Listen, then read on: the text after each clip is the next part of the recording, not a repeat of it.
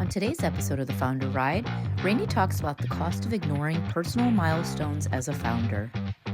Hello, welcome to another episode of The Founder Ride. Today's topic is a difficult one, and it's around the idea of ignoring personal milestones as a founder, ignoring life, if you will, as a founder. And effectively, let me give you an example. So many people have businesses, they start businesses, and as we all know, the businesses are totally all-consuming, and they are. And it consumes your time, consumes your thoughts, consumes your energy. If you're single with no responsibilities, it's easier to do. That's why you see so many people in their 20s who are single with no responsibilities or starting businesses. When you have obligations to others, whether it be a spouse or children or more, it gets harder because those people in your life, they want your time, they want your energy. Of course, there's financial considerations as well. But as you know, if you're watching this episode, as you know, that business can consume everything about you. And not only can it consume your time, your energy, your thoughts, it can induce ridiculous levels of stress as well. And as you've heard me say before, that I believe stress is a silent killer. It's just, and I wish all of us, me included, could have reduced stress years and years, or understand the importance of reducing stress years ago. But things like missing birthdays and delayed celebrations, and then those are real tolls. Those impact. I mean, I can't tell you how many entrepreneurs I know that got divorced because a spouse was like, I didn't sign up for you missing birthdays. I didn't sign up for not going on family vacations because you're working. I didn't sign up you coming home late all the time, missing dinner with the family because you're working. And this because some people, that's just not important to them. And the other piece of it as well is, and I was certainly guilty of what I'm going to say next, is that I kept saying, well, if I get here, then everything's solved. If I get here, everything's solved. Well, that doesn't happen. You get to whatever level you define, and there's a new level of stress, a new level of opportunities. And so the idea around this is that you say, hey, spouse, I'm going to put all this stuff on hold, all these personal family things on hold, because I just need to get to this level. And when I get to this level, I'm all yours. Well, that's just a lie. Because when you get to that next level, you're like, oh shit, if I just get to here, I get all these other things with it.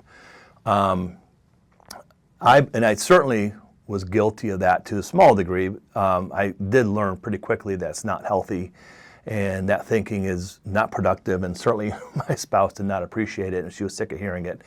And when I made the adjustment in my life to say, hey, look, I'm going to do both. I'm going to be very engaged with my family, my kids, my friends, and I'm going to give it all to my business. The dirty little secret here is you can do both. It just requires lots of planning, lots of thoughtfulness, lots of strategy, excuse me, in my feeling, lots of communication around what your intentions are. I will tell you that if you're planning on being consumed with your business and planning on engage with personal milestones and family matters, communicate that, put it out there in the universe, and others will help keep you accountable. I know for me, doing a daily journal has made a huge difference in my life, and there's tons of cool applications out there on how to do it that with artificial intelligence actually ask thoughtful, meaningful questions. So I think it's just a function of just really planning on, I'm going to leave it on the field with my business, I'm going to leave it on the field with my family, or whatever personal milestones that you want to accomplish. So to me, the best entrepreneurs are the ones that figure out how to do this, how to do both, right? And maybe it's not both, maybe there's 3 or 4 or 5 things. They're the best. I've said this for years, and I feel sorry for these people.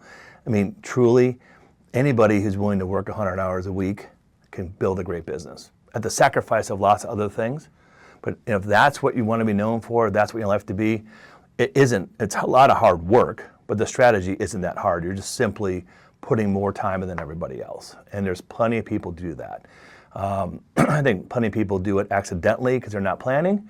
There are a few people, and I know some of those people, and you do too probably, that do it deliberately. So The bottom line, the moral of the story here is that if you're not being thoughtful about the things that matter to you personally, not being thoughtful about things that matter to your family and those around you, you're missing the boat. So be thoughtful about that and plan accordingly.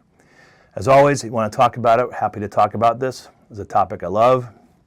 I made the mistakes. And thank you for listening to another episode of The Founder Ride. Content herein is produced by Gerber Entrepreneur LLC, aka Founder Farm, another firm owned by Randy Gerber that is a private community for entrepreneurs. Services provided by Founder Farm are separate from the services rendered by Gerber LLC and are rendered pursuant to a separate contract. Clients of Gerber LLC are under no obligation to engage with Founder Farm. Founder Farm does not render investment advisory services.